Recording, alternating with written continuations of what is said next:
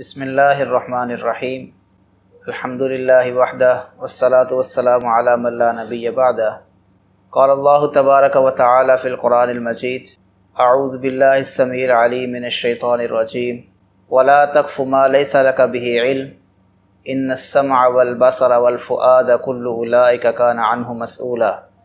محترم ناظرین کرام، علمی مذاکرہ چینل پر اصلاح معاشرہ کے عنوان سے آپ کے سامنے لیکچر سیریز پیش کی جا رہی ہے۔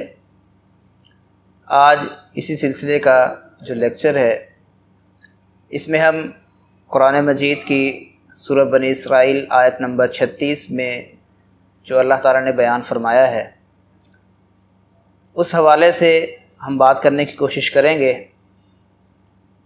اس آیت میں اللہ تعالیٰ کا ارشاد ہے وَلَا تَقْفُ مَا لَيْسَ لَكَ بِهِ عِلْمٌ، جس چیز کا آپ کو علم نہیں ہے اس کے پیچھے نہ لگیے۔ ان السمع والبصر والفؤاد، بلا شبہ سماعت، بصارت اور دل، کل اولئک کان عنہ مسئولا، ان میں سے ہر چیز کے بارے میں اللہ رب العالمین انسان سے سوال کریں گے۔ محترم ناظرین کرام، اللہ تعالیٰ نے انسان کو بے شمار نعمتوں سے نوازا ہے، کچھ ظاہر ہیں، کچھ چھپی ہوئی ہیں۔ یہ آنکھ، یہ کان، یہ دل، یہ اللہ تعالیٰ کی بہت بڑی نعمتیں ہیں۔ اور پھر یہ آنکھ ایک نعمت ہے اور اس آنکھ کا دیکھنا ایک دوسری نعمت ہے۔ یہ کان بھی نعمت ہے اور اس کان کا سننا ایک دوسری نعمت ہے۔ محترم ناظرین کرام، ہمیں اس بات کا خیال کرنا ہے، اس بات کا دھیان رکھنا ہے کہ اس کان کو، اس آنکھ کو اور اس دل کو ہم ان کاموں میں استعمال کریں جن کاموں کے کرنے کا اللہ تعالیٰ نے حکم دیا ہے، اور ان کاموں میں استعمال کرنے سے بچائیں جن کاموں سے اللہ اور اس کے رسول صلی اللہ علیہ وسلم نے ہمیں منع کیا ہے۔ کانوں کے درست استعمال کے حوالے سے نبی کریم صلی اللہ علیہ وسلم کا فرمان گرامی ہے کہ اس کان کو استعمال کر کے آپ اللہ کی کتاب کو سنیں، اور یہ کتاب اللہ کو سننا ایسا عمل ہے کہ جو اللہ تعالیٰ کو بھی پسند ہے۔ سنن نبی داود کے اندر روایت موجود ہے، صحیح بخاری کے اندر بھی موجود ہے۔ پیارے پیغمبر صلی اللہ علیہ وسلم ارشاد فرماتے ہیں ما اذن اللہ لشیء ما اذن لنبی حسن الصوت بالقرآن یجہر بہ، کہ اللہ تعالیٰ کان لگا کر نبی کی اس آواز کو سنتے ہیں جو قرآن کے ذریعے بلند ہو رہی ہوتی ہے۔ تو یہ قرآن کو سننا یہ اللہ تعالیٰ کا بھی ایک پسندیدہ عمل ہے، اور رسول اللہ صلی اللہ علیہ وسلم کا بھی پسندیدہ عمل تھا۔ عبداللہ بن مسعود رضی اللہ تعالیٰ عنہ بیان کرتے ہیں، صحیح بخاری کی روایت ہے کہ ایک مرتبہ نبی کریم صلی اللہ علیہ وسلم نے مجھ سے کہا کہ مجھے قرآن سناؤ۔ تو میں نے کہا یا رسول اللہ، آپ پر قرآن نازل ہو رہا ہے اور میں آپ کو سناؤں؟ تو آپ صلی اللہ علیہ وسلم نے ارشاد فرمایا ہاں، میں یہ پسند کرتا ہوں کہ اپنے علاوہ کسی اور سے بھی سن۔ صحابہ کرام رضی اللہ تعالی عنہم کا بھی یہ پسندیدہ عمل تھا، قرآن کو سننا۔ بلکہ ایک روایت میں یہ الفاظ بھی ملتے ہیں ہمیں کہ اللہ کے فرشتے بھی قرآن کو سننے کے لیے زمین پر نازل ہوتے ہیں۔ مشہور واقعہ ہے اسید بن حضیر رضی اللہ تعالی عنہ کا کہ وہ سورۃ بقرہ کی تلاوت کر رہے تھے اپنے گھر میں، تو انہوں نے دیکھا کہ آسمان سے کچھ چراغ سے ہیں جو نیچے آ رہے ہیں۔ انہوں نے تلاوت روک دی، وہ چراغ آہستہ آہستہ واپس جانے لگے۔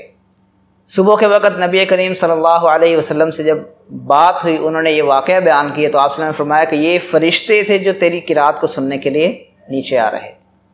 تو محترم سامعین کرام، اللہ کی کتاب کو سنیے، یہ کانوں کا بہترین استعمال ہے۔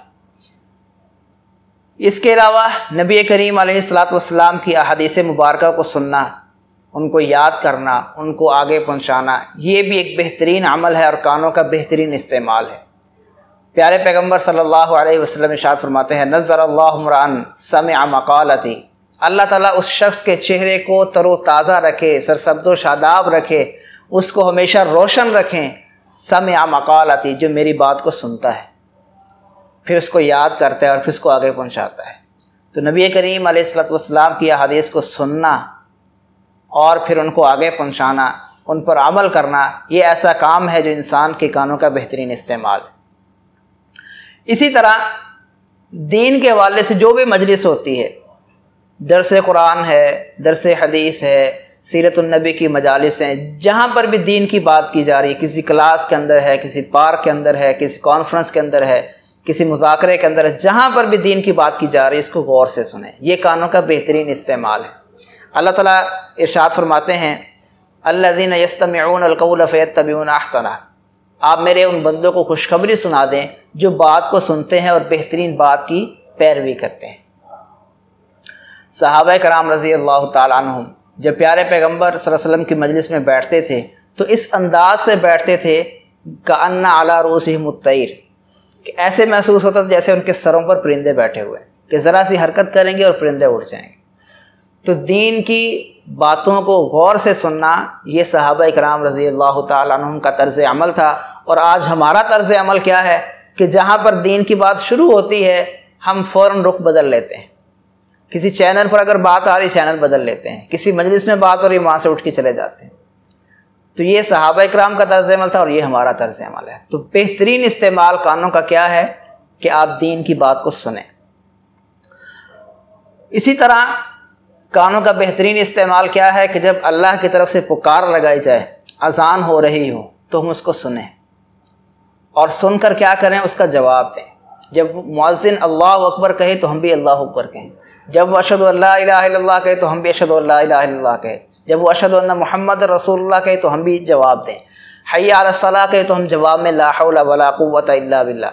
یعنی اذان کو سنیں اور اس کا جواب دینا یہ ایک بہترین طرز عمل ہے، یہ بہترین ایک اسلوب ہے، کام ہے کان کے استعمال کا۔ اور اسی طرح نبی کریم صلی اللہ علیہ وسلم نے کچھ ایسی باتیں بھی بتائی ہیں جن کا تعلق ہمارے روزمرہ کی زندگی سے ہے۔ مثال کے طور پر ہم جہاں پر بھی ہوتے ہیں، بازاروں میں، گھروں میں، تو بعض اوقات ہمیں کچھ ناپسندیدہ آوازیں سنائی دیتی ہیں، جیسے گدھے کی آواز ہے، یا کبھی پسندیدہ آواز آتی ہے جیسے مرغ کی آواز ہے۔ تو نبی کریم صلی اللہ علیہ وسلم نے ارشاد فرمایا کہ جب تم مرغ کی آواز سنو تو اللہ کا فضل مانگو، اللہم انی اسألک من فضلک، اور جب تم گدھے کی آواز سنو تو اعوذ باللہ من الشیطان الرجیم پڑھو۔ اور اسی طرح پیارے پیغمبر صلی اللہ علیہ وسلم نے ہمیں یہ بھی تعلیم دی ہے کہ جب کسی مجلس کے اندر، کسی محفل میں، کہیں پر بھی آپ بیٹھے ہیں، کھڑے ہیں، اور آپ یہ دیکھتے ہیں کہ آپ کے جو پاس بندہ کھڑا ہے یا بیٹھا ہے اور اس کو چھینک آ جاتی ہے اور وہ الحمدللہ کہہ دیتا ہے، تو آپ پر یہ لازم ہے، سننے والے پر یہ کانوں کا ایک استعمال ہے کہ آپ اس کی الحمدللہ سن کر اس کو جواب دیں۔ اور جواب میں آپ کیا کہیں گے؟ یرحمک اللہ۔ وہ کہہ رہے ہیں الحمدللہ، تمام تعریفیں اللہ کے لیے ہیں جس نے مجھے صحت سلامتی عطا فرمائی ہے، اور آپ جواب میں اس کو کہہ رہے ہیں یرحمک اللہ، اللہ آپ پر رحم کرے، آپ کے حالات کو درست کر دے۔ اور پھر چھینک لینے والا کیا کہتا ہے؟ یہدیکم اللہ ویصلح بالکم، کہ اللہ آپ کو سیدھے راستے پر گامزن رکھے اور آپ کے تمام معاملات کی اصلاح کر دے۔ تو یہ کانوں کا استعمال ہے جو صحیح ہے، شریعت نے جس کی رہنمائی کی ہے۔ اور اس کے علاوہ جتنی بھی صحیح باتیں ہیں، درست باتیں ہیں، مباح باتیں ہیں، میاں بیوی کی آپس میں، دوستوں کی آپس میں گفتگو جو لغو کاموں پر مشتمل نہ ہو، لغو باتوں پر مشتمل نہ ہو، ان کو سننا بھی یہ کانوں کا بہترین استعمال ہے۔